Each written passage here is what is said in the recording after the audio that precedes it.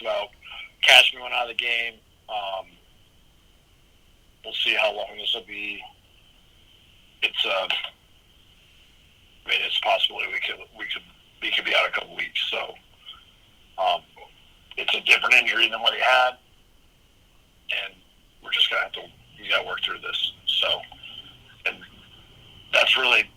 we came out of the game pretty clean. So, without any questions. Again, to ask Coach a question, press *3. We'll pause to build a queue.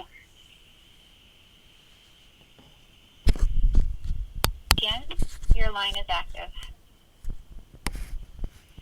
Adam, can you, I actually have a question and I'd like to ask a follow-up. Can you provide any clarity on the Alex Lewis situation? Just right now, it's a non-injury issue, and we're handling it internally right now. That's as far as I can talk about right now. And my follow-up would be, actually, it's kind of a two-part follow-up, so indulge me, but will he be on the roster for the game this week? And secondly, did you have a verbal altercation with him? We had a conversation. I wouldn't call it I don't know if it's really a verbal altercation, but we had a conversation, and right now, like I said, we're handling it internally. We'll figure out the end of the week at the end of the week. Brian from the Post, your line is active. Adam, after watching the tape, what did you think of how Sam played yesterday? And at this point of the year, tomorrow's December, how much more improvement can there be from him in these final 5 games? I think there can definitely be improvement. I think there was some things that he can fix very quickly. I think we all forget that he hadn't played in a few weeks. Getting out there with a couple new guys. Our timing was good on some things, not as good on others. We still got to build that trust, keep building that trust. I know there's some plays where he definitely, wishes, he could go back and, have a redo, but that's not how it works. And those few other decisions that, we get cleaned up, we might have a different outcome. Connor from The Athletic, your line is active.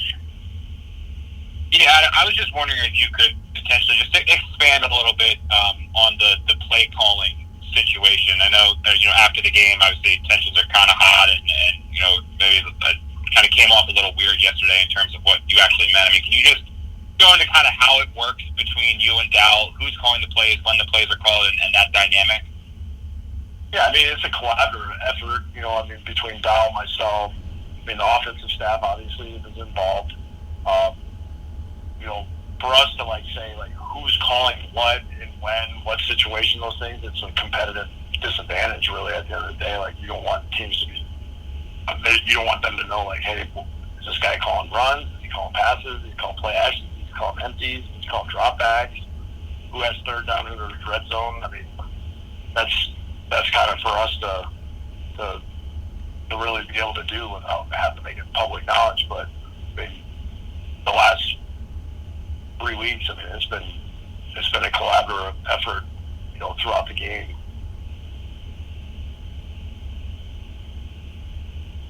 Kim from NFL Network, your line is active. Hey, Adam, can you hear me okay? Yeah. Good. With Sam, is there an area or two where if he could really, and I'm sure you've tried to clean things up, so I won't say clean things up, but if he could really kind of master, this thing or that thing, would it help his game move forward? I guess what I'm asking is there something holding him back where if he could overcome that hurdle, whatever it is, we would see a better quarterback? Well, I think it's our whole offensive unit. What teams are doing or have done to us the majority of the time is, they try to choke us out in man coverage. We got to consistently be man coverage, which means we got to get open versus man, and we got to make throws into tight coverage. and we got to make plays. And I think like the one we saw where BP had the explosive play on that early third down. Like you do that enough times, and teams start running zero and pressure and cover one, and we just have to keep doing it consistently. We haven't been able to do that. We've hit a couple here in the last 3 weeks, but we really got to do a good job, and we'll have to torch a team to get these teams to stop playing these coverages against us. I think they're tight window throws, and we got to make good decisions. We got to make quick decisions, and we got to throw accurate balls. And it's easier said. It's hard to do, and we got to keep working on it in practice, and we got to keep trying to get those kind of looks, and we got to try to make things hard in practice to where when we get into games that we end up making those plays. Al from Newsday, your line is active. Yeah, and we've asked you this past regarding Sam. If there's a situation like that where he's obviously having difficulty moving the football, why not look to Joe, who showed some, he did some good things with the receivers, those 2 games he played? Yeah, well, when I look at kind of when you go back and watch the game, and it's easy to point at the quarterback all the time, and to me, it's one. Sam needs to play. I want him to play. I want him to be out there. I feel like it wasn't all on him every drive. Like, were there some mistakes made? Yes. But it wasn't every drive. It's his fault. We don't pull out, offensive linemen because they get beat one time or 2 or 3 or 5 times. We don't pull receivers out when they drop the ball. Guys got to stand there and play. That's football. Rich from ESPN, your line is active. Well, it might have been right around the Jacksonville game where you guys kind of had that, heart-to-heart, if you want to call it, and you made some adjustments on the offense with his suggestions. Is there any thought to doing that now, or has that been done, maybe to streamline things or simplify or do something maybe to help along these last 5 games? Yeah, we're pretty simple right now, Rich. I don't know, every good offense I've been on, simplifying hasn't really been the answer. Most good teams do more, actually. So, I felt like the Jacksonville game was a completely different situation. It was more of, hey, I'm really comfortable with these things. Maybe this will help us get us back on track, and that's what we did. Brian from the Post, your line is active. Adam, what did Mims show you yesterday on that catch across the middle, both making the catch and then being able to come back from what was a pretty vicious hit? Yeah, well, I thought it was a couple things. I thought, one, Sam anticipated him running that in cut to a really nice ball, and then I thought Mims did a great job of using his body, ran a good route, created separation, and then after the catch, it was a weird-looking kind of hit he took because his leg got kind of caught in the turf. So, initially seeing that on the field, I thought it was way worse than what it ended up being. And, he was able to, he came out for a minute, but, he went right back in there. He really showed signs of improvement. Every week it just gets a little bit better every week. And, he is very exciting to watch get better, through these last few weeks. Connor from The Athletic, your line is active. Yeah, Adam, this is building on a little bit of what Al had asked a couple questions ago. But is there any situation other than injury where you could see Sam Darnold losing his job as this team's starting quarterback? I think Sam's the starter, and we need Sam to play as many snaps as possible. And I think we're just going to keep working to get better every week, and I think he will. I think he's very competitive, and he wants to do well, and he's looking forward to this next game.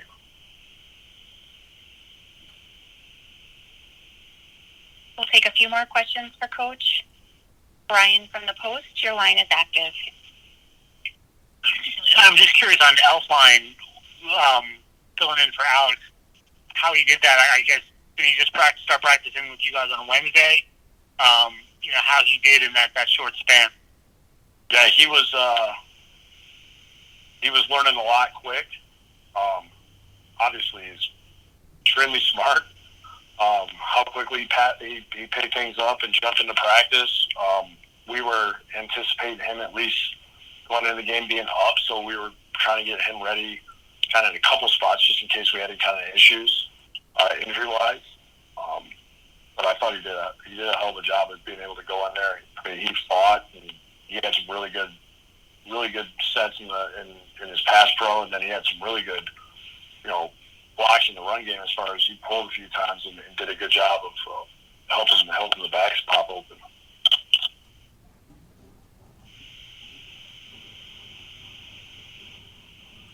Dennis from Associated Press, your line is active. Hey, Adam, have you heard from the league or have you talked to the league about that call on the Parker catch that No. really seemed like a catch I've not. that kind of swung things? No? I have not. I have not talked to him yet. No. Do you think you'll hear from someone? And what was your thought on it? I'm not going to hold my breath on it. I mean, I don't know. I mean, that's why I challenged it. I didn't think it was catch, but they said it was, so.